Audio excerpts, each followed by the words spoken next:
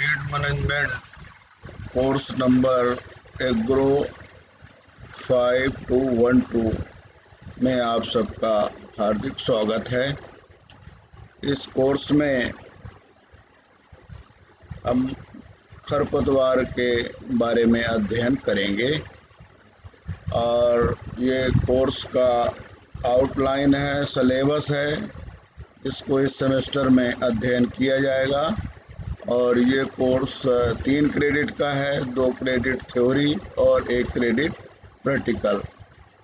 3 credit का अर्थ भी आपके समझ में आ गया होगा कि 2 क्लास हफ्ते में थ्योरी की होगी और 1 क्लास प्रैक्टिकल की होगी। ये पूरा सिलेबस है जिसका अध्ययन हमको इस सेमेस्टर में करना है और ये सिलेबस 2 पोर्शन में है, थ्योरी और प्रैक्टिकल। तो दोनों को निर्धारित जो क्लास है शेड्यूल के हिसाब से हमको स्टडी करना है और आपके पास में सिलेबस होना चाहिए। नहीं है तो इससे प्राप्त कर लेंगे, इसका स्क्रीनशॉट ले करके और इसको क्रमशः पूरा देख लेंगे कि हमें कौन सा चैप्टर शुरू करना है, उसके बाद आगे कौन सा चैप्टर तैयार करना है, पढ़ना है। तो पहला जो चैप्टर है वो है बीड और उसके गुण, उसके कैरेक्टरिस्टिक्स। तो पहली बात तो हम जानेंगे इसमें कि बीड है क्या, कंसेप्ट ऑफ बीड किसको कहते हैं। Plants are differentiated into crops which meet the need of the man and weeds which compete with the crop। पौधे को हम फसल और खरपतवार में कैसे अंतर करते हैं कि फसल वो है जो कि मनुष्य की आवश्यकता की पूर्ति करती है और खरपतवार वो है जो फसल के साथ प्रतियोगिता करता है। ये वीड का कंसेप्ट है। Any plant not sown in the field by the farmer is or out of place is called weed.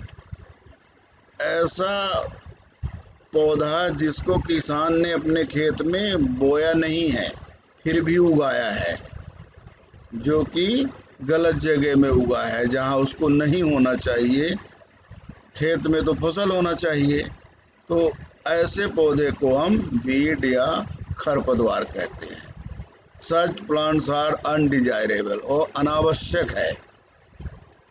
They not only compete with crop plants but also interfere with the agriculture operations, increase the labor cost and ultimately reduce the crop yield।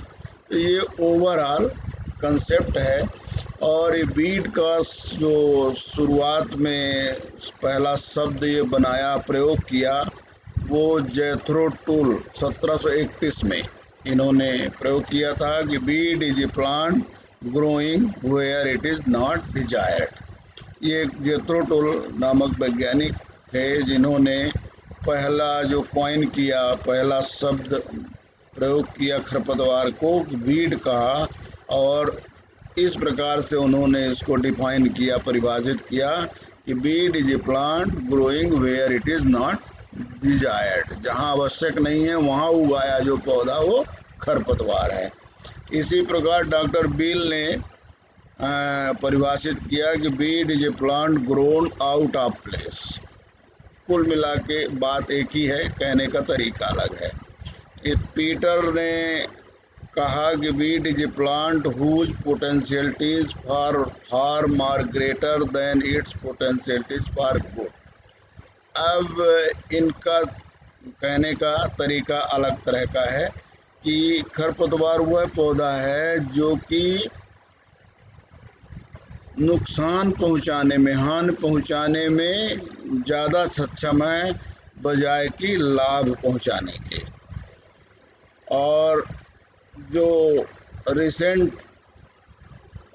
परिभाषा बनी, definition Robinson द्वारा 1952 में दी गई कि weeds are obnoxious, undesirable, unwanted, prolific, often persistent plant, injurious to the crop, interfere with the agriculture operations, increase in cost of cultivation and finally reduce the crop yield।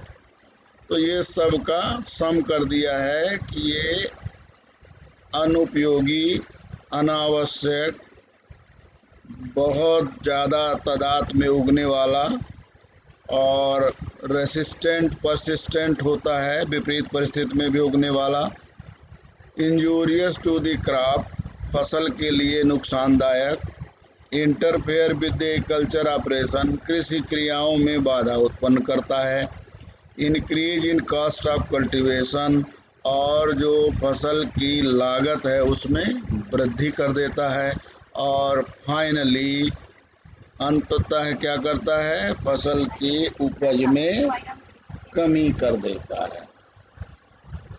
तो इस प्रकार ये weeds को, खरपतवार को परिभाषित किया गया है।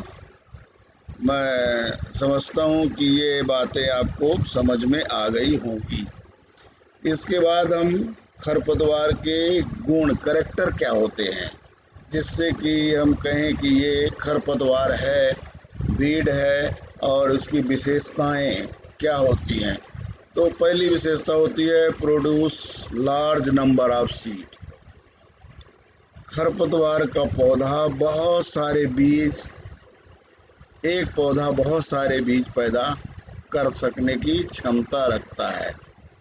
स्ट्राइगा जुन्सिया प्रोड्यूसेस 50 लाख सीड्स पर प्लांट। सोचिए आप, एक पौधा 50 लाख बीज। एमरेंथस बिर्डिस प्रोड्यूसेस 1.7 लाख सीड्स, और 10-20 हज़ार बीज तो लगभग हर खरपतवार का पौधा उत्पन्न कर देता है। तो ये इसकी एक विशेषता होती है खरपतवार की, बहुत सारा बीज पैदा कर देता है। Formation of special structure for effective dissemination. अब अपने आप को प्रसारित करने के लिए, बीज को फैलाने के लिए बहुत सारे जो तरीके हैं उसमें स्ट्रक्चर डेवलप हो जाते हैं। जैसे फाइसेलिस मिनिमा ऐसा बीज है जो कि बीज में बैलून, गुब्बारे का आकार बन जाता है और हवा के साथ एक स्थान से दूसरे स्थान तक चला जाता है। थर्ड कैरेक्टर है can germinate in adverse condition. विपरीत परिस्थिति में भी ये उग जाता है, जबकि फसल का बीज हमारा विपरीत परिस्थिति में नहीं उग पाता। लेकिन वीड्स के जो सीड होते हैं वो एडवर्स कंडीशन में, मॉइस्चर कम है तो भी, टेम्परेचर ज़्यादा है तो भी, टेम्परेचर कम है तो भी, नमी नहीं है तो भी, इस प्रकार विपरीत परिस्थितियां जो होती हैं पौधे के उगने के लिए, उस समय भी ये उग जाता है। उसके भी बहुत सारे एग्जाम्पल आपको मिल जाएंगे। Rumex spinosus can germinate in acidic soil में भी उग जाएगा। पीरियाडिकली इन जर्मिनेशन, और इसकी खासियत है कि ये एक कुछ समय की छोटी सी लाइफ साइकिल में ही अपना बीज उत्पन्न करके फिर नया बीज पैदा कर देता है। जैसे एफीमिराल्स वो बीड होते हैं जो बहुत कम समय में, 1 महीना 1.5 महीना के अंदर ही अपना पूरा जीवन चक्र पूरा करके फिर नया बीज पैदा कर देते हैं। डॉर्मेंसी हैबिट होती है, कई सालों तक इनका बीज सुषुप्तावस्था में जीवित जमीन में पड़ा रहता है, और किसान को ये लगता है कि हमारे खेत में अब ये बीज नहीं होगा, लेकिन ज़मीन के अंदर जो बीज सुषुप्तावस्था में है वो एक्टिवेट होकर फिर नया पौधा तैयार कर देते हैं। फास्टर ग्रोथ, बहुत तेज़ी से बढ़ते हैं। फाइलेंथस निनोरी इन ग्राउंड नट, जैसे मूंगफली का खेत है उसमें ये 1000 दाना बहुत तेज़ी से बढ़ता है और फसल को दबा देता है। एबिलिटी टू प्रोपोगेट वेजिटेटिवली, इनमें क्षमता होती है कि बीज के अलावा अपने वनस्पति भाग से भी प्रसारित होते रहते हैं।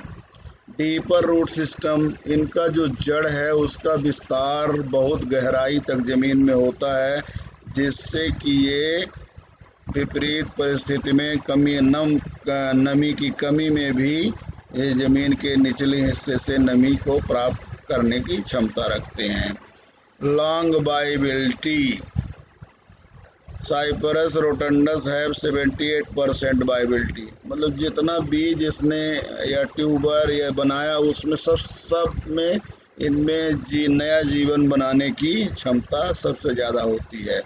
Similarity of seeds with crop seeds, अब एक खासियत और होती है कि कुछ खरपतवार के बीज ऐसे होते हैं जो कि फसल के बीज के समान ही दिखाई देते हैं और उसके साथ मिल जाते हैं तो उनको अलग करना मुश्किल हो जाता है। जैसे सिकोरियम इंटिबस इन बरसीम, बरसीम के बीज में सिकोरियम का बीज मिल जाए तो पहचानना मुश्किल होता है, और जब बीज को बोते हैं तो बहुत सारा सिकोरियम उसमें उग जाता है और जो चारे की गुणवत्ता है उसको खराब कर देता है।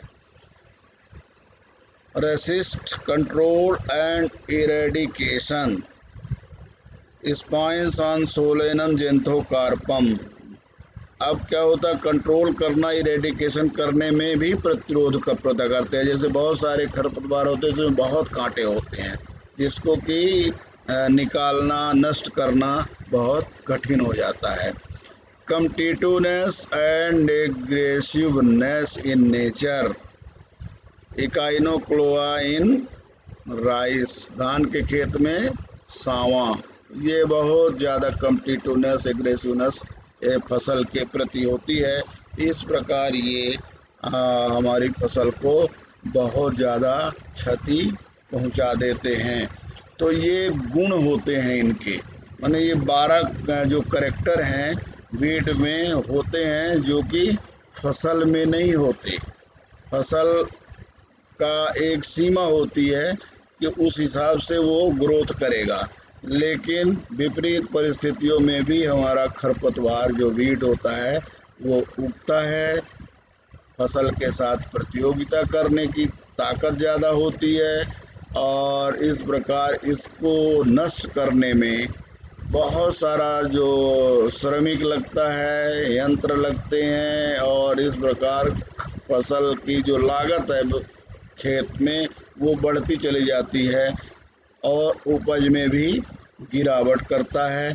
और इस प्रकार से वो कुल मिला के कहेंगे तो शुद्ध आय हमारे किसान भाई की खेत से कम हो जाती है। तो ये कुछ विशेषताएं हैं हमारे वीड्स की जिससे कि ये अपनी पहचान सिद्ध करता है कि ये वीड है, मतलब हार्ड है, रेसिस्टेंट है, विपरीत परिस्थिति में भी उगेगा, एक पौधा बहुत सारे बीज पैदा कर देगा, फिर ये बीज के अलावा वनस्पति भाग से भी अपना आगे बढ़ेगा, फैलेगा, 1 से 2 होगा, 2 से 4 होंगे, बीज बहुत सारा पैदा करता ही है। और कुछ खरपतवार के बीज ऐसे होते हैं जो कि फसल के बीज से समानता रखते हैं और उनको अलग करना बहुत मुश्किल हो जाता है। ये एक बड़ी विशेषता है जिससे हम खरपतवार को खेत में जाने से रोक ही नहीं पाते। कुछ खरपतवार ऐसे होते हैं जो कि फसल के समान ही दिखाई देते हैं, तो वो भी एक विशेषता है कि वो जो फार्मर है उसको डाउट हो जाएगा कि ये मेरी फसल का पौधा है कि खरपतवार का पौधा है, तो उसमें अंतर करना उसको कठिन हो जाता है। और इस प्रकार खरपतवार खेत में फैलकर, बढ़कर, फसल के साथ में विभिन्न प्रकार की प्रतियोगिता करके और फसल के उपज में भारी कमी कर देते हैं। तो ये कुल मिलाकर इस कोर्स का जो शुरुआती चैप्टर है कि खरपतवार है क्या, उसके बारे में हमने अध्ययन किया। साथ ही खरपतवार की विशेषताएं क्या है, उसके गुण क्या है, कैरेक्टरिस्टिक्स क्या है, इसके बारे में आज हमने चर्चा की। ये शुरुआती क्लास है। आप लोग थोड़ा इसको ध्यान से चैप्टर वाइज और लिटरेचर में और कहीं से भी देख करके अध्ययन करें डिटेल में। और कोई डाउट हो तो ग्रुप में अपने कमेंट से बताएं ताकि वो सब चीज़ें आपके डाउट्स क्लियर किए जा सकें। आज के लिए इतना ही। धन्यवाद।